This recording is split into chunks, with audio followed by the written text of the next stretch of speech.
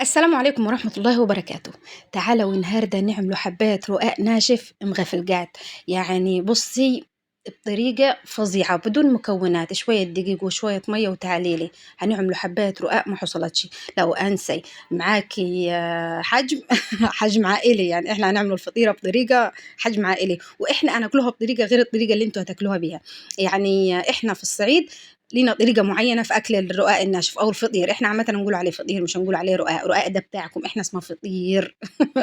فطير هو ده، بس هو ده الرقاق الناشف. تمام. فتعالى النهارده هنوريك الطريقة اللي هنعملها فيها بأبسط ما يمكن. عايزة نقول لك أبسط ما يمكن، وتعالى هنوريك الطريقة اللي إحنا هناكلوه بيها. إحنا هناكلوه بطريقة تانية خالص. لو أنتِ أول مرة تشوفيني، أنا أم المعتصم ودي قناتي عليها روتين صعيدي مغفلق. ما تنسيش تحطي لي اللايك الزين، اللايك هيدعمني جدًا وهيدعم الفيديو ويرفع الفيديو وهيدعمني جدًا اللايك.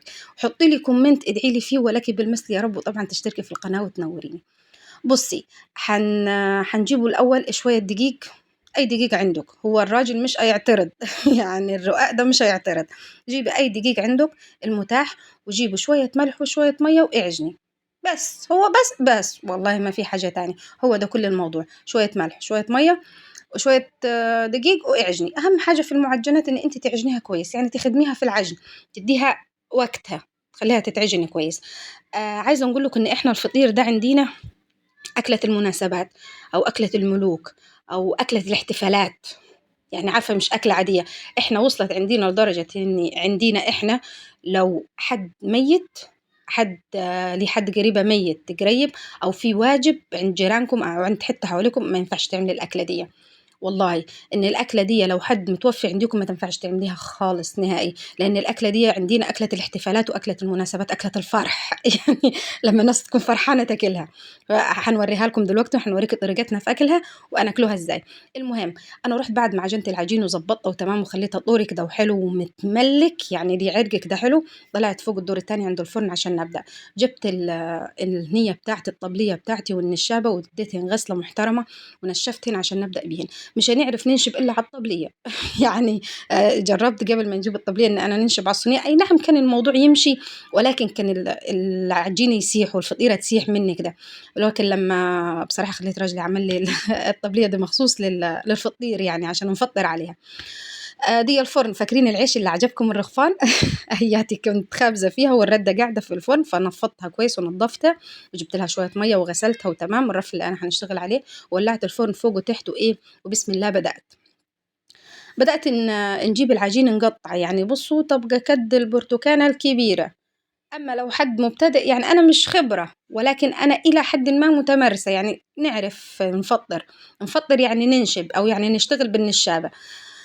أنا إلى حد ما يعني عندي خبرة، فكنت مقطعاها كبيرة شوية. فلو أنت لسه مبتدئة قطعيها أصغر عشان تعرفي تتحكمي فيها وترققيها كويس، تخليها رقيقة، يعني تخليها رهيفة كده. تمام. بس فنحب نشيب موت.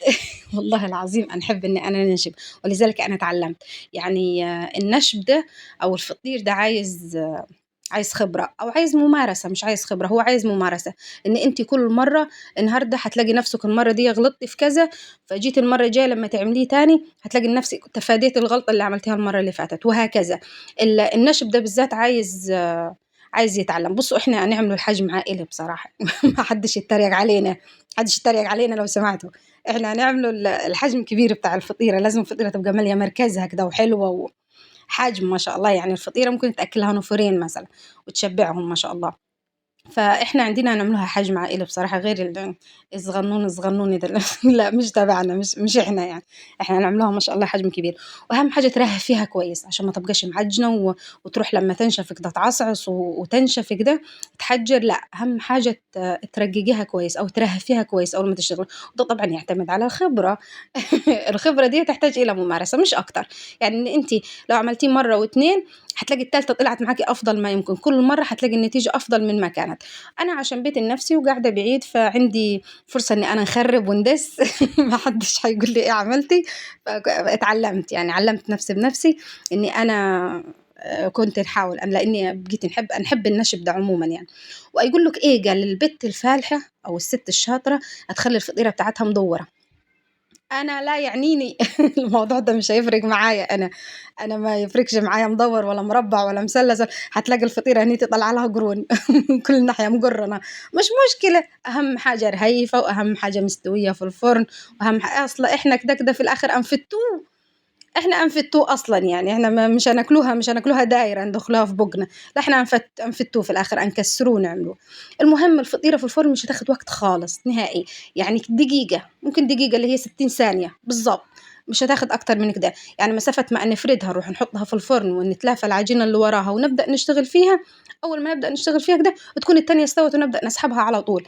فمش هتاخد وقت خالص في الفرن يعني ما شاء الله، لأن هي رهيفة خالص والفرن سخنة، وانت طبعا مش هتحرجيها، يا دوبك كده تديني قريش كده محمر كده من بتاع استوت خلاص، اسحبيها وحطي بدالها على طول. فما شاء الله الموضوع مش هياخد وقت، يعني ان انت عمولة الفطير دي مش هتاخد وقت.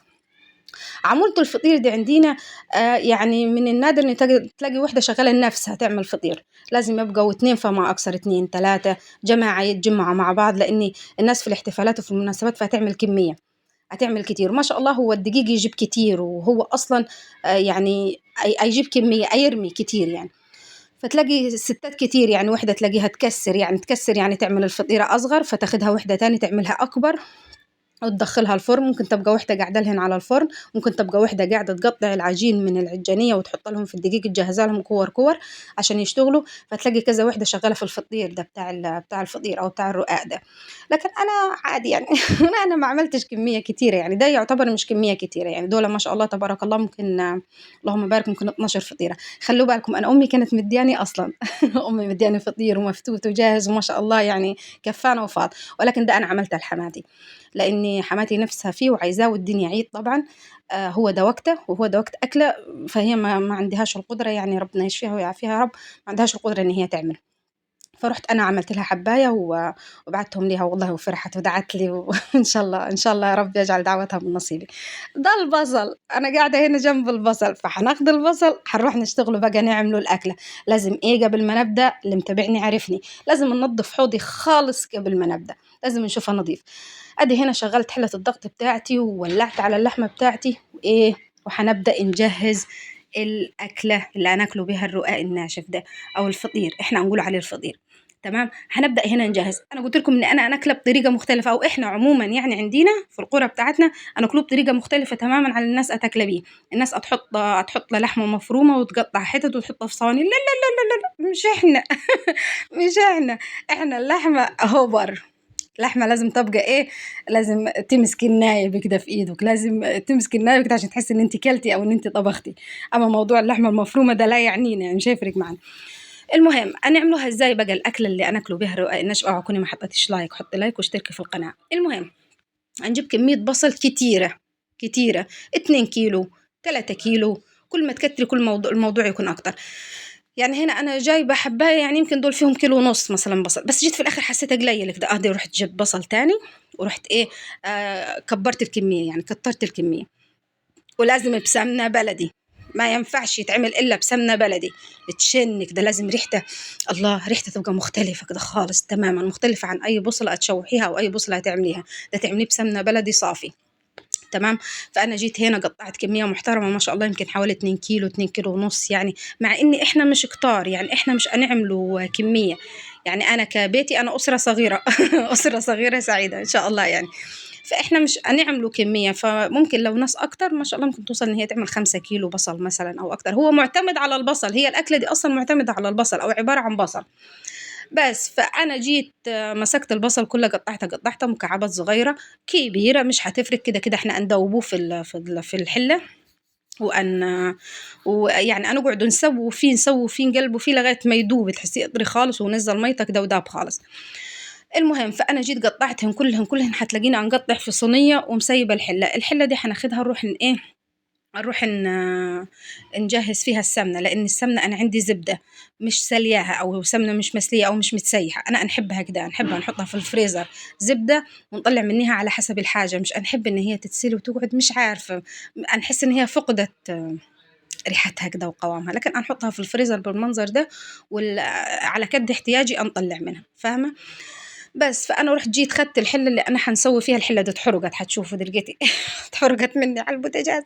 المهم رحت جيت بعد ما سيحت السمنة خالص كده وتأكدت إن السمنة ساحت وتمام، رحت حطيت عليها البصل وحطيت لها شوية ملح وغطيتها. جيت هنا الحلة اتحرقت، رحت حولت في حلة تاني وإيه وجهزت. ده بقى طبق الفتة. خلي بالك ده اللي شفتيه ده طبق الفتة، ده طبق كبير، طبق عائلي يعني عائلي عائلي. ودي البصلة بعد ما استوت خالص وحمرت خالص، رحت كبيت عليها الشوربة بتاعت اللحمة. البصلة تستوي تكبي عليها الشوربة بس مش أكتر من كده، وتبليها. زودي لها فلفل أسود، أهم حاجة الفلفل الأسود والكزبرة، حطي لها وفلفليها وتمام. ورحت أنا في الطبق الكبير أهواتي، ورحت فتيت اسمه مين ده، فتيت الرقاق أو فتيت الفطير، فتيتها يعني كسرتها وحطيناها في الطبق الكبير.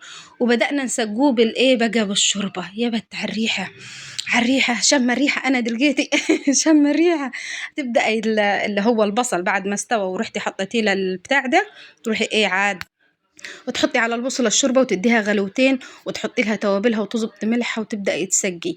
أحلى أكلة في التاريخ، أحلى أكلة في التاريخ، وتشن في الراس وتشن في دماغك ده، وحاجة ما حصلتش. لو أنت وصلت لهنا سيبيلي دعوة حلوة في الكومنتات، وحطي لي اللايك الزين واشتركي في القناة، والسلام عليكم.